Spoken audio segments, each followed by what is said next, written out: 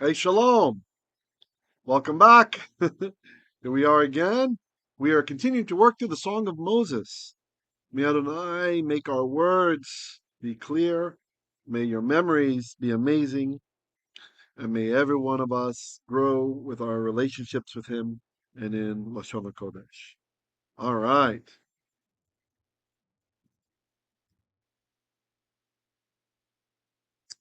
Okay, so here we are, Deuteronomy chapter 32, verse 36. Okay, let's scan it. Ki yadin Adonai amo ve'al avadaiv yitnecham ki yireh ki azlat yad efes atzur ve'azur. All right. So, ki, kaf yod, for or because, yadin Adonai. So our verb is yadin. The verbal root is actually, don't confuse this with a hefil. The root is actually dalet, yod, nun, like we have here. Maybe we don't need to zoom in. That's fine. So this can have a few different meanings. This is in the kal. It can mean, oops, typo there, to plead one's cause, to judge, which is usually what people think of with this word, like Moshe Dayan, to execute judgment, oops, or to execute judgment. There, tone is right now. Oh, sorry. No, Ziggy. So here, probably we're going with judge. Ki yadin Adonai. For Adonai, yadin. He will judge. Amo. The people of, him. His people. Usually we would expect an et before that, right? But this is poetry. You can drop it. But don't be confused by Adonai judging us. Our friends who are in the various Christian denominations oftentimes associate judgment with something bad, right? But from the Jewish perspective, to be judged by Elohim is good. Why? Avinuhu, he's our father. So it's good when your father is the judge, right? I think you might remember I've shared a story before. When I was in high school, I lived with some buddies of mine. And I remember I was driving home from school, and I was very close to school. I actually could have walked, but I was driving home, and there's a stop sign, and I always stopped at the stop sign. But on one particular day, there was a police car parked right across from the stop sign watching. And the very fact that the police car was there, it disturbed my concentration. Like, I slowed down naturally, and I almost stopped, but instead of stopping, I saw the police car, and I kind of slowly rolled through the stop sign. Right? Okay, Ziki. Okay, Ziggy. Yeah, I know. I agree. We can't allow Ziggy to walk on the computer. Yeah, I know you like the computer. It's warm, yeah? Nice and warm. Yeah, let's say hi to everybody. Say hi. Say hi, Ziggy Bear. Ziggy. He's purring, actually. I can feel him vibrating. Yeah, good boy. All right. So, of course, lights came up, and he asked me, "Do you know what you did?" I said, "Yes, officer." I said, "Officer, every day I stop at the stop sign." You know, I said, "Look, I promise I do it. I stop every day, but because you were there, it kind of threw me off and I rolled through a little bit. Your very presence interrupted my thoughts. My home is right there, the apartment I rented with my friends, right over there." And I said, "Look, I'm a straight A student. I'm an Eagle Scout. I promise I'm telling you the truth." And he wasn't having it. Wrote me a ticket. Okay. Ah, Ziggy, no, gonna have to kick you out. Oh boy. Okay, at least the camera's still working. Good. Don't make me kick you out, Ziggy Bear. Okay, good. Fixed. Oh, but another note came up, right? Okay. And anyway, so I decided to go to court and fight it. I went to court, traffic court, whatever. And the judge calls me up, and I started to explain what happened. And he says, Jeremiah, is that you? I said, oh, yes. Judge Rudy, a friend of mine's father was the judge. He knew me, he knew I'm a good kid, or I mean, as good as any teenager might be. And, good student, all that stuff. And I explained to him what happened. I said, look, I always obey the stop sign rules. And this one, every day I stop at it religiously, even though there's like a tree growing entirely in front of it. I know it's there. I stop. I said, because he was there. It's like the Heisenberg principle. Because he's there, he changed the system. I modified my behavior. And he believed me. He said, look, so he reduced the fine down to very little, and it wasn't going to go on my record at least. So I paid some fine and $10 or something instead of 50, which when you're supporting yourself in high school, that's nice. It's a good change. And that was it.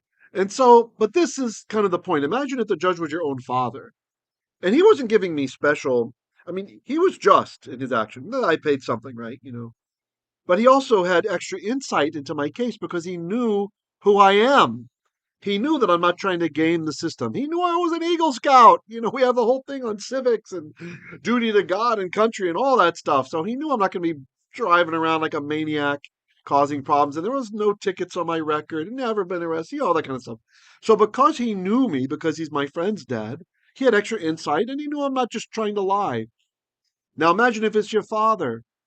Our God is the judge. He's our father and he knows us.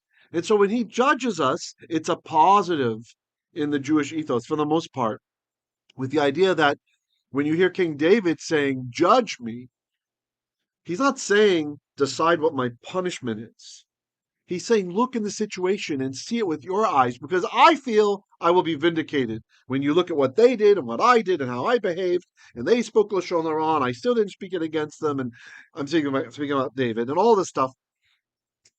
So this is a positive, and you'll see from the Hebrew parallelism it gets back to Ki yadin Adonai amo. For Adonai judges his people or will judge his people. Yadin, he will judge.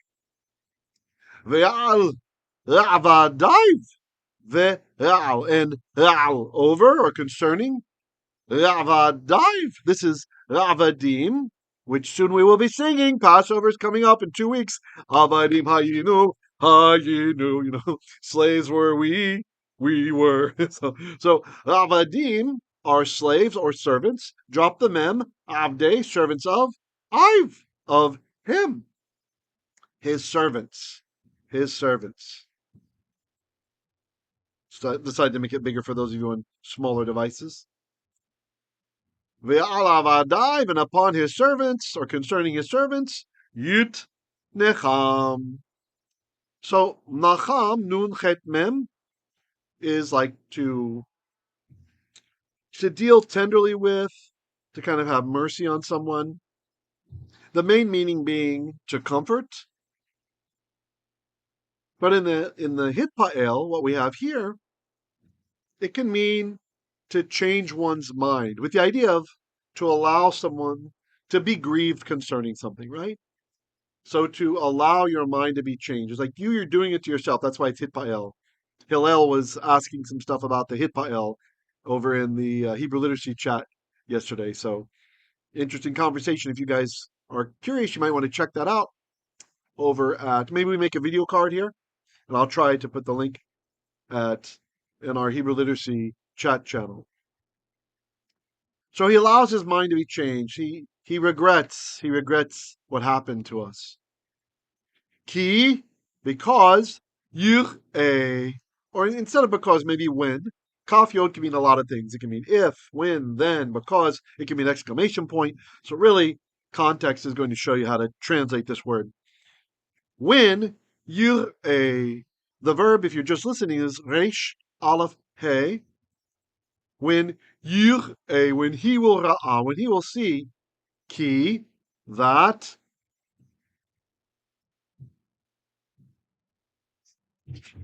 azlat, yad. Now this is kind of a strange construction here, this azlat, yad. And you may be wondering, what are those weird things on top and below? I think I shared with you guys that I take notes in my own way. I like to use little graphic presentations, and when I see them, they remind me to think of that other thing, right? So that's Ugaritic, that writing that you see there. Yeah, it's a lot of triangles and sticky things. Basically, in the language of Ugaritic, the way that their scribes would write things are not the way that our scribes would write things.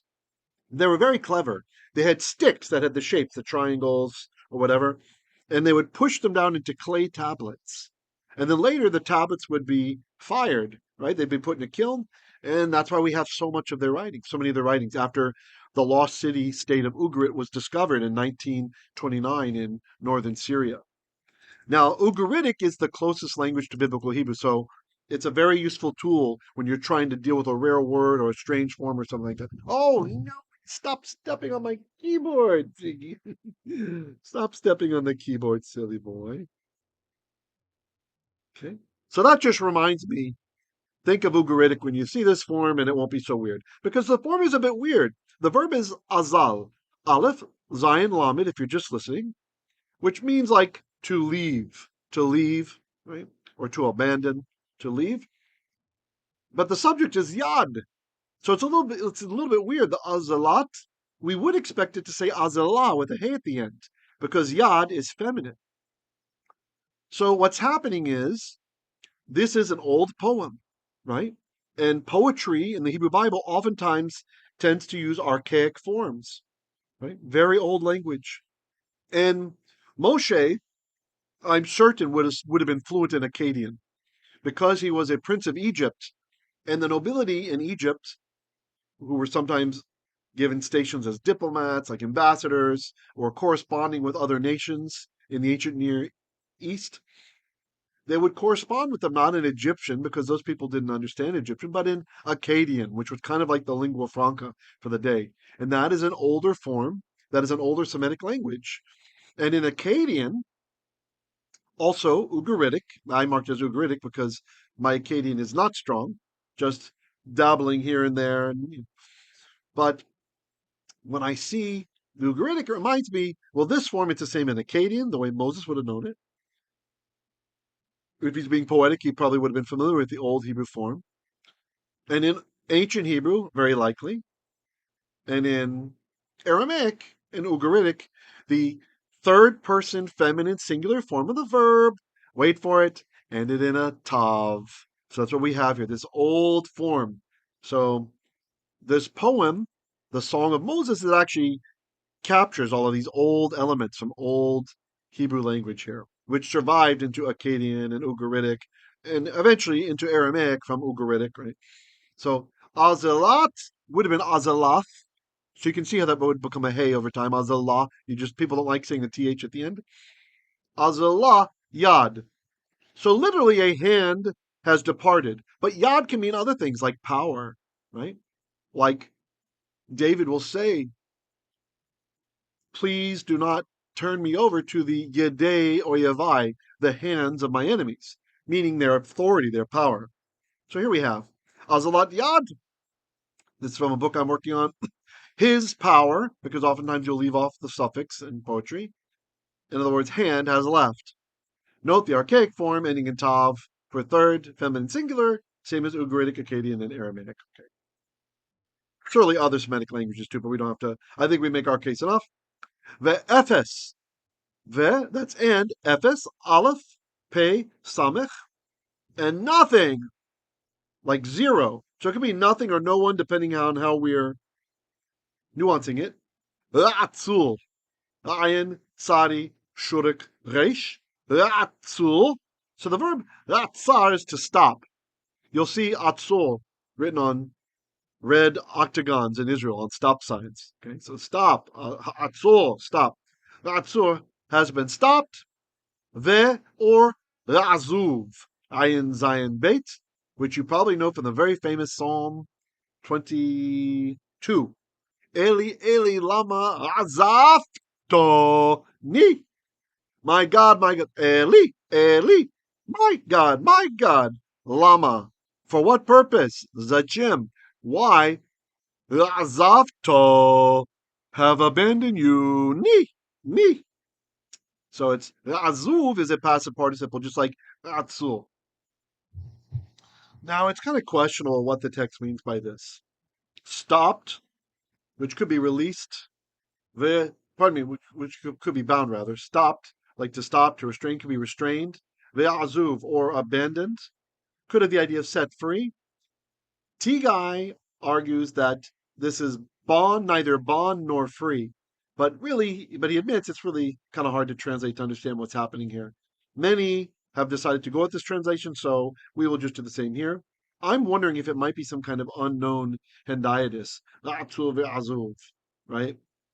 So the efes, zero then is going to be, and none, atzur ve'azuv, neither restrained, like in bonds, captives, ve'azuv, nor, I want to say abandoned, but it's really like it could be set free. I'm not super happy with those translations there. If you have a suggestion, I'd love to hear from it, maybe in the live premiere, over in the chat over here, or down below in the comments. That would be really great. Okay, so let's read through again. Try to translate before I do. Ki yadin Adonai. For, or when, yadin Hashem. Hashem will judge, probably with the idea of judging favorably. Ve'amo, his people. Ve'al avadaiv, and concerning his servants, yitnecham, he will change his mind, or he will feel bad about it. Some even think this means he will take revenge, meaning his feelings change and he's going to take revenge on those. I think that's a bit of an over translation, so I'm just going to keep it literal. He will comfort himself, or he will regret, as in he changes his mind because the enemies go too far. They will do too much to us. They'll hurt us too much.